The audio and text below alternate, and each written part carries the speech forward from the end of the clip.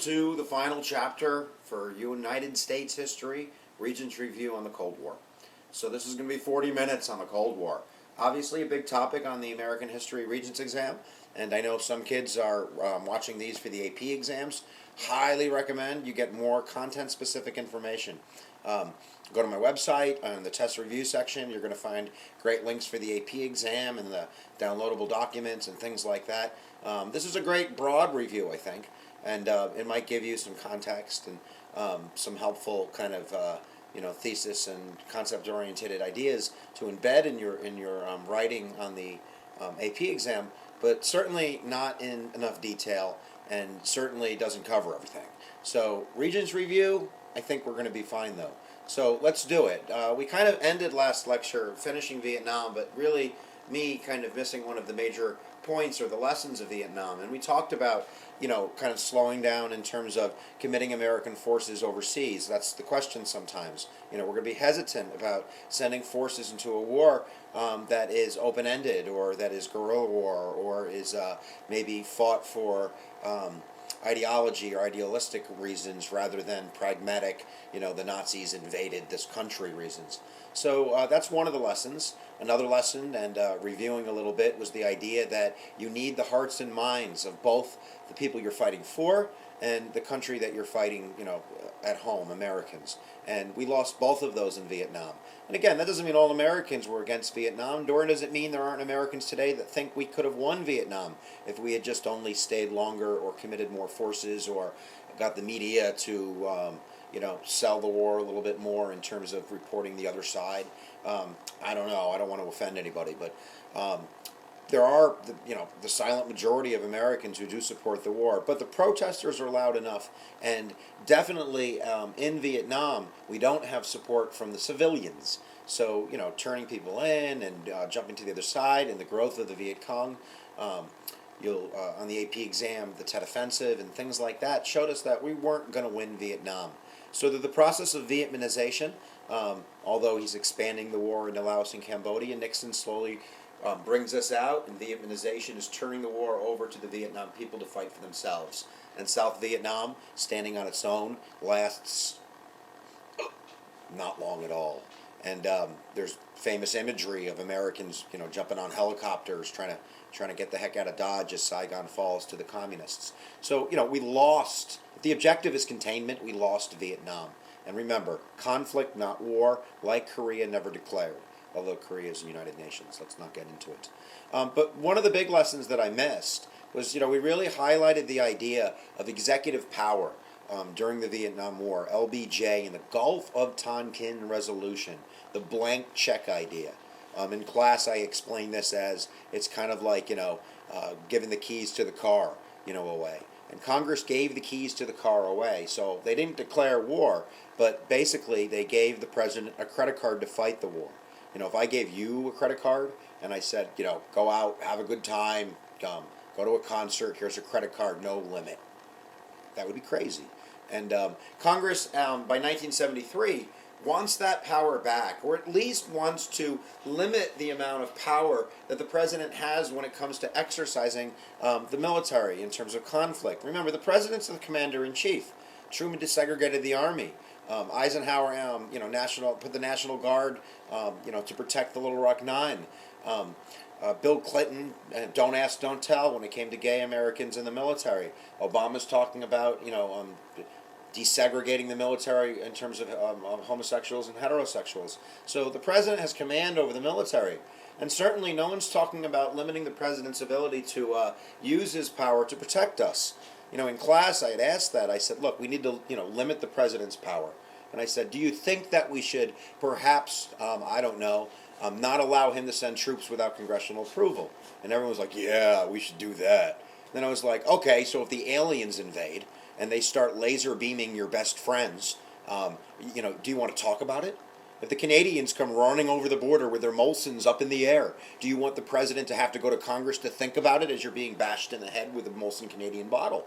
No, you want the president to take action. Riots and hurricanes and war and invasions and 9/11 and those types of things. The president needs the power. The world's watching him. They need to know that he has the ability to defend the interests of the United States as commander-in-chief. But there should be a time limit on commitment.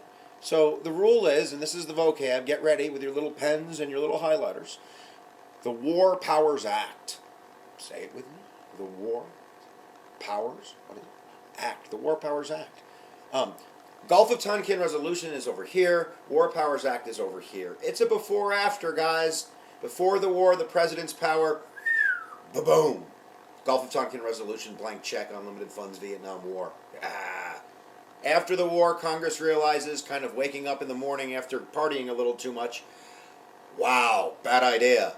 War Powers Act limits the commitment that the president can make to 60 days. After 60 days, Congress can pull the strings. And remember, this is without a war declaration.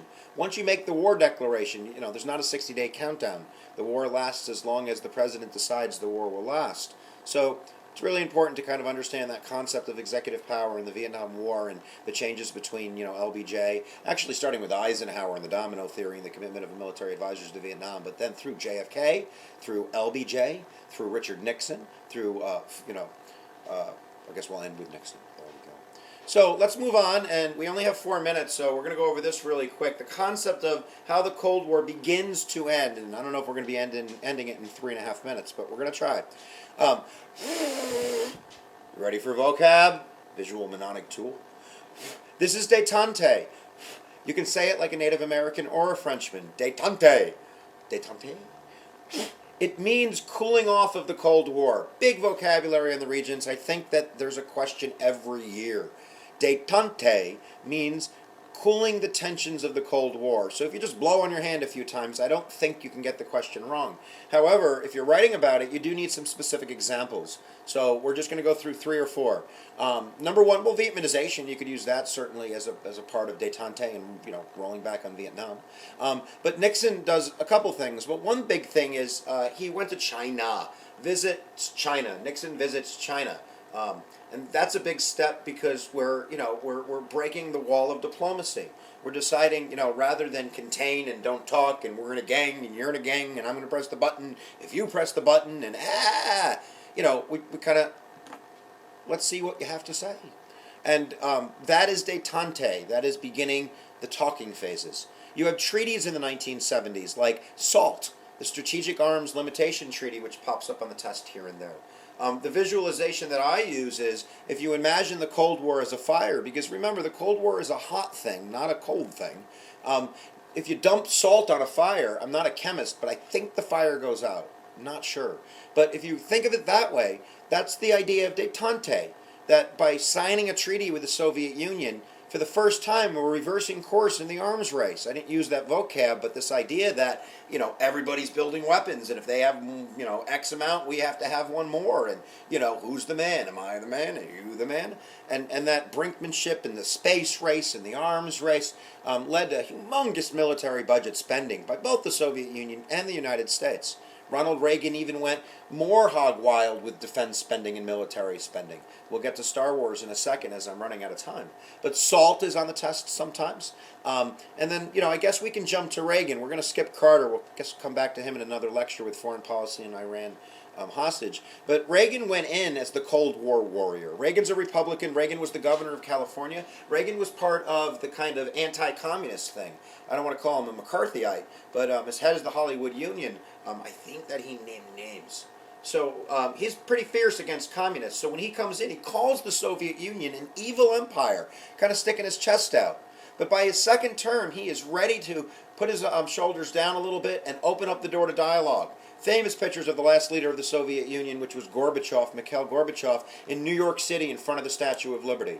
And by talking with the Soviet Union, eventually what happened is the Soviet Union began to open their doors a little bit to freedom. In class, we called this the M&M idea. Remember the M&M idea from colonial times? Mayflower Compact, House of what? House of Burgesses. When the king gave the colonists an M&M, which was representation and freedom, what do they want? Yay, more M&Ms. Guess what Gorbachev gave his citizens? Yeah, perestroika. What's the other word? Glasnost. He gave them some M&Ms and they wanted more M&Ms, and soon the walls came a tumbling down. On the test, you need to know in 1990, 1990, 1989, the Berlin Wall falls. That's the symbolic end of the Cold War. A year later, Boris Yeltsin's going to lead a revolution in Russia, which is going to break up the Soviet Union. Yay, we win! Welcome to the New World Order. We hope you learned something. I gotta go. My time is up.